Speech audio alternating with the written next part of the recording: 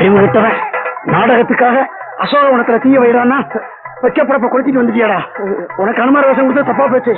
இப்ப ஊர்க்காரங்களாம் சேர்ந்து நம்மளை கொளுத்திடுவாங்க போல இருக்கே. ஓடி ஒளியிறது கூட இடம் இல்லையே. சீக்கிரம் ஓடியாடா.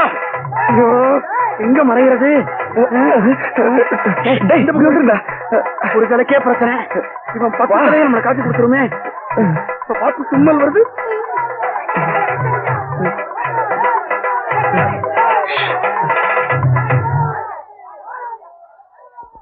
ராமா